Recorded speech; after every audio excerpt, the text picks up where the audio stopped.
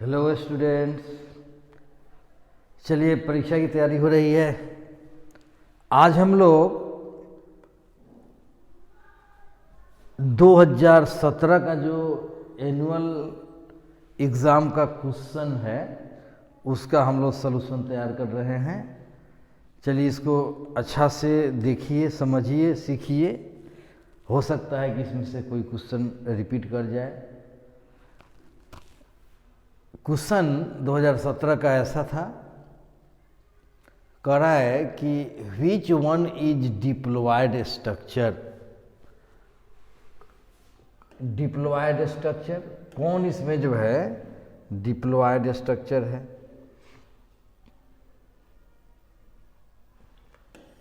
तो चलिए, ओवरिज, endosperm. Endosperm तो आपको पता है कि ट्रिप्लॉयड स्ट्रक्चर है। Zygote, all of which. ऐसे इसका आंसर जो है क्या होगा, जाइगोट होगा। लेकिन यहाँ पर जो है डिप्लॉयड स्ट्रक्चर जो दे दिया है ना, तो ओवरी जो है, ओवरी भी तो सेल है, उसके अंदर का सेल भी जो है डिप्लॉयड होता है ना। तो इसीलिए यहाँ देकर इसको जो है क्या किया है, कन्फ्यूजन में डाला है। लेकिन इसका एक कोई मतलब नहीं है। यहाँ मैंने एक्यूरेट आंसर क्या हो जाएगा, जाइगोट। ऑल ऑफ दीज होगा नहीं, क्योंकि इसमें जो है इंडोस्पर्म बीच में डाल दिया है। तो इंडोस्पर्म क्या होता है, ट्रिप्लॉयड होता है। अगर जिम्नोस्पर्म की बात करता तो हेप्लॉयड ही रहता, इसीलिए सभी होने का कोई चांस नहीं है। तो इसलिए इसका सबसे बढ़िया आंसर क्या होगा चलिए, उसी को यहाँ हिंदी में भी लिखा हुआ है कि निम्नलिखित में कौन द्विगुणित संरचना है। तो क्या हो जाएगा, युग्मनज, जाइगोट। चलिए दूसरा सवाल है, oncogene is responsible for. Oncogene जो है कैंसर के लिए क्या है, उत्तरदायी है। ऑन्कोजीन किसके लिए उत्तरदायी है, कैंसर के लिए। ऑन्कोजीन जो है हम लोग किसको बोलते हैं, कैंसर के जीन को क्या बोलते हैं, ऑन्कोजीन कहते हैं। चलिए, विच वन इज हाइड्रोफाइटिक प्लांट। कौन सा हाइड्रोफाइटिक, यहाँ सवाल है हाइड्रोफाइटिक। हम लोग देखे हैं कि 2 मार्क्स के सवाल में क्या कर दे रहा है, हाइड्रोफाइटिक प्लांट की परिभाषा लिखने के लिए दे रहा है। तो हम लोग को यहीं से जो है तैयार करना चाहिए। हाइड्रोफाइटिक प्लांट का मतलब क्या हो गया कि जो जल में उगता हो। तो इसी को परिभाषा बना देंगे कि वह ऐसा पौधा जो जल में उगता हो उसको क्या बोलते हैं, हाइड्रोफाइटिक प्लांट। चलिए, जलोद्भिद हिंदी हो गया, हाइड्रोफाइटिक जलोद्भिद जो जल में क्या होता हो, उगता हो। तो इसको देखना है। कहता है कि ट्रापा, सिंघारा, अपुंसिया, नागफनी, दलबर्जिया, शीशम, एकेसिया, बबूल। तो बबूल जो है क्या पानी में पाया जाता है, नहीं। दलबर्जिया, शीशम क्या पानी में उगता है, नहीं। अपुंसिया क्या नागफनी पानी में उगता है, नहीं। तो कौन पानी में उगता है, ट्रापा, सिंघारा। इसी का जो है हम लोग यह हिंदी जो है सेट किए हैं। तो चलिए आगे देखते हैं, फर्टिलाइजेशन आउटसाइड द बॉडी। जब फर्टिलाइजेशन आउटसाइड द बॉडी होता है तो उसको हम लोग क्या कहते हैं, fertilisation outside the body is called in vitro. In vitro, शरीर से बाहर होने वाले निषेचन को क्या कहते हैं, इन विट्रो बोलते हैं। चलिए, हम लोग देखे हुए थे IVF।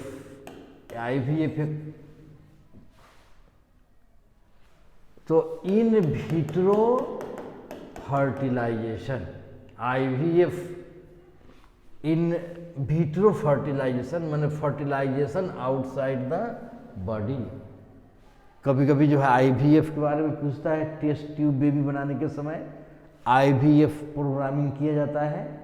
जिसमें हम लोग शरीर से बाहर, मदर के बॉडी से बाहर क्या करते हैं, फर्टिलाइजेशन करवाते हैं, उसी को हम लोग क्या बोलते हैं, IVF, इन विट्रो फर्टिलाइजेशन। तो अगर शरीर से बाहर फर्टिलाइजेशन हो गया तो क्या हो गया, इन विट्रो। अगर क्या होता है, शरीर के अंदर होता है तो इन विवो। तो जब हम लोग लैब के अंदर माने शरीर से बाहर कराते हैं तो वो इन विट्रो कहलाता है। चलिए अगला क्वेश्चन है, world environment day is celebrated on 5 जून। विश्व पर्यावरण दिवस कब मनाया जाता है, 5 जून को मनाया जाता है। चलिए नेक्स्ट सवाल हम लोग का है, Sertoli cell are found in. Sertoli cell कहाँ पाया जाता है, तो टेस्टिस में पाया जाता है। Operon model is a representative of gene regulation. Gene नियंत्रण से संबंधित है कौन, operon model. Which one is the not hermaphrodite animals. यहाँ शब्द है हम लोग का हर्माफ्रोडाइट एनिमल्स। ये हर्माफ्रोडाइट का मतलब क्या होता है,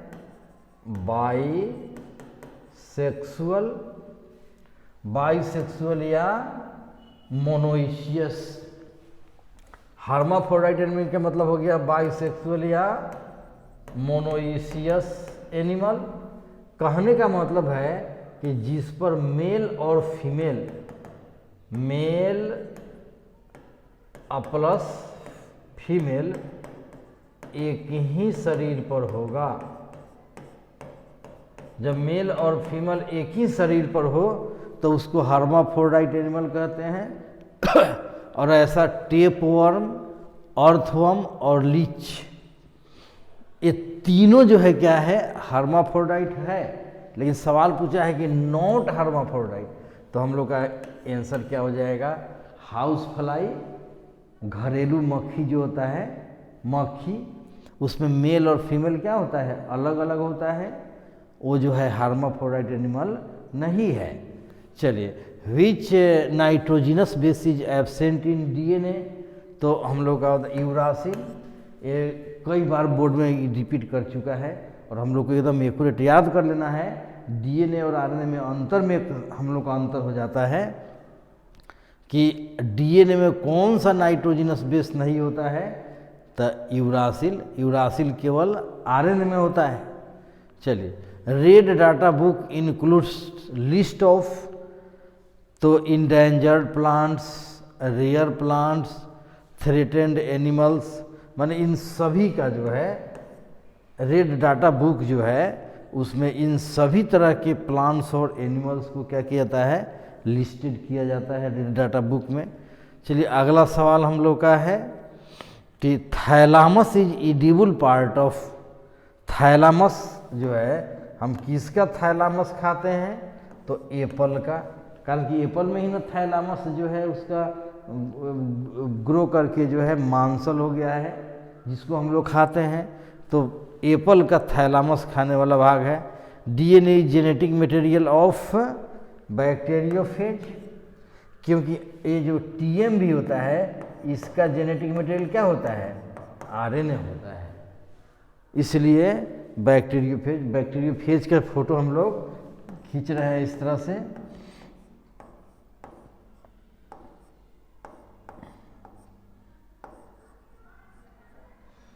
और यहाँ पर इसका हम लोग डीएनए बनाते हैं। तो डीएनए की जेनेटिक मटेरियल किसका हो गया, बैक्टीरियोफेज का। टीएम भी जो है टोबैको मोजाइक वायरस, इसका जेनेटिक मटेरियल आरएनए है। ऐसा सवाल भी पूछ सकता है। तो इसके अनुसार जो है आंसर क्या हुआ, बैक्टीरियोफेज। नेक्स्ट सवाल हम लोग का है कि पॉपुलेशन एक्सप्लोजन रिजल्ट्स इन, माने जनसंख्या विस्फोट जब होगा तो क्या हो जाएगा, रिडक्शन इन इनकम, आय में कमी हो जाएगा, रिडक्शन इन लैंड, भूमि की कमी हो जाएगी, रिडक्शन इन मिनरल्स, खनिज की कमी हो जाएगी, ऑल ऑफ दी। तो माने जनसंख्या जब वृद्धि करेगा, विस्फोट होगा, तो इस सब में क्या हो जाएगा, कमी हो जाएगा। Acrosome is the part of head of human sperm, middle part of human sperm, primary oocyte, ब्लास्टोसाइट्स। तो ये आप जानते हैं कि हेड ऑफ स्पर्म एक्रोजोम होता है। चलिए नेक्स्ट सवाल हम लोग का, विच one is the bacterial disease, bacteria से होने वाली बीमारी कौन है?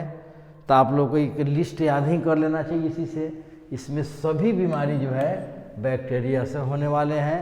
Leprosy code, tuberculosis, TB, cholera, हैजा, ये सभी जो है बैक्टीरिया से होने वाली बीमारी है। इसलिए आंसर ऑल ऑफ दीज हो जाएगा। कहता है कि chromosome number in human being male का तो 44 A प्लस XY हो जाएगा।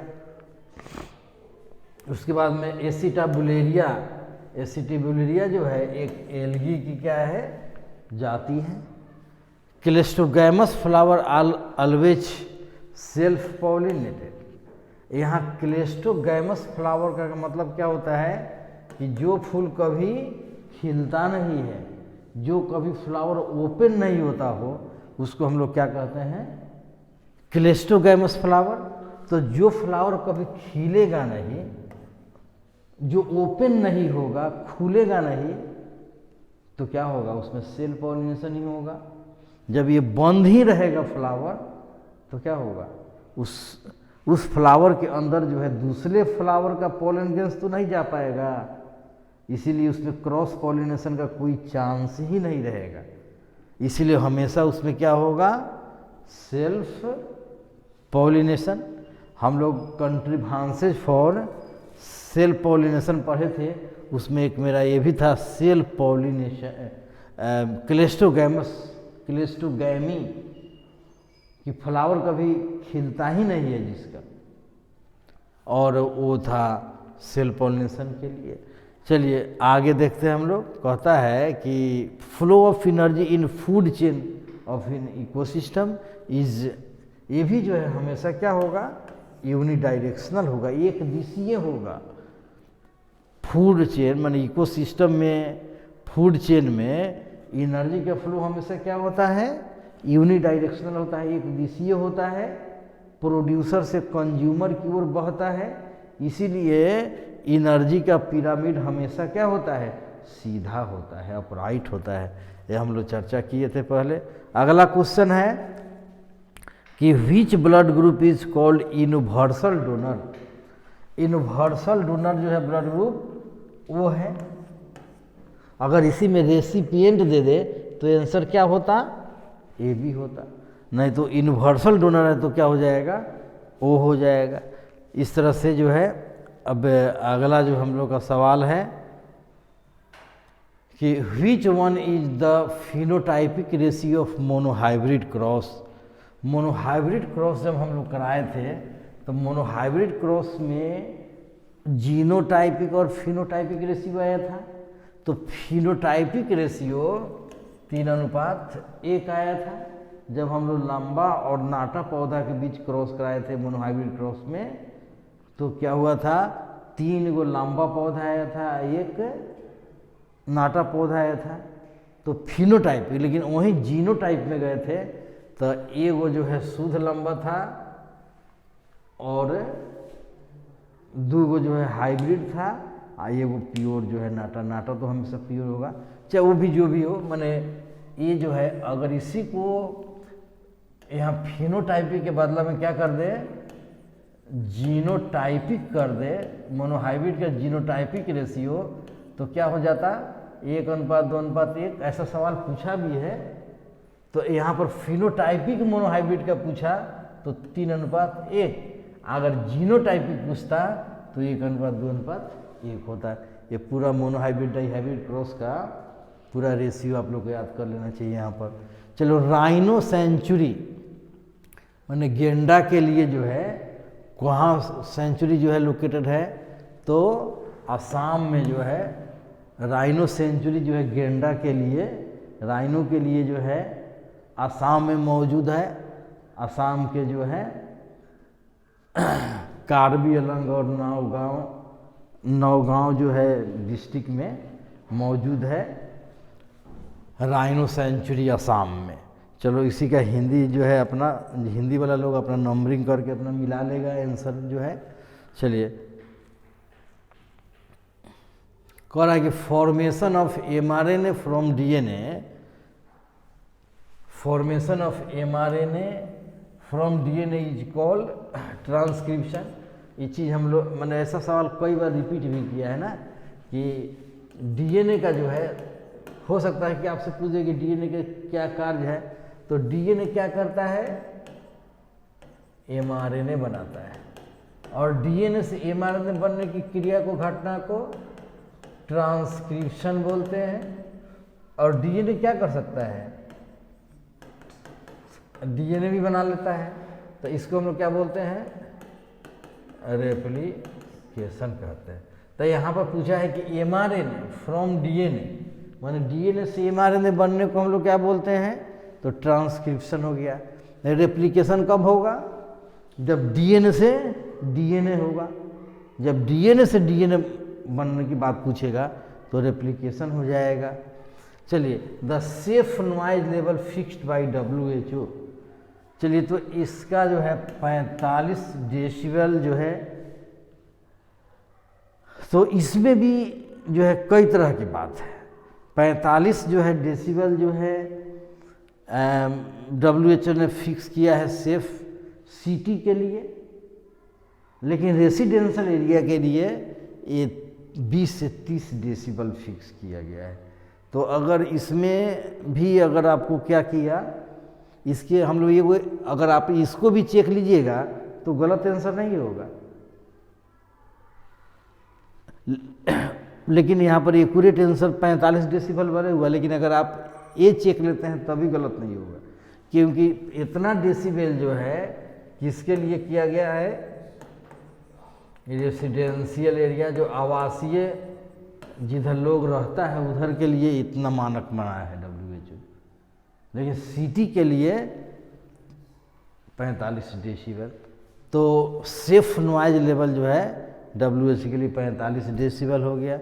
मलेरिया इज कॉज्ड बाय, सबको पता है, फीमेल एनोफिल मच्छर के काटने से। Bio fertiliser present in root nodule of future of the non leguminous plant. तो फ्रैंकिया यहाँ कहता है कि bio fertiliser is present in the root nodule of which non leguminous plant. हम लोग पढ़े हैं कि राइजोबियम जो बैक्टीरिया होता है वो लेगुमिनस प्लांट के रूट में जो है नोड्यूल बनाता है और उसमें क्या करता है, वो रहता है। लेकिन यहाँ पूछ दिया कि नॉन लेगुमिनस प्लांट में, तो नॉन लेगुमिनस प्लांट में जो है एक फ्रैंकिया ही एक बैक्टीरिया है जो नॉन लेगुमिनस प्लांट के रूट नोड्यूल्स में क्या होता है, पाया जाता है। एक यूनिक है ये फ्रैंकिया। फ्रैंकिया जो है नॉन लेगुमिनस प्लांट के रूट नोड्यूल्स में पाया जाता है।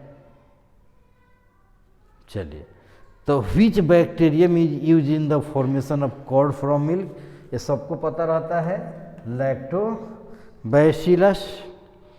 नेक्स्ट सवाल है,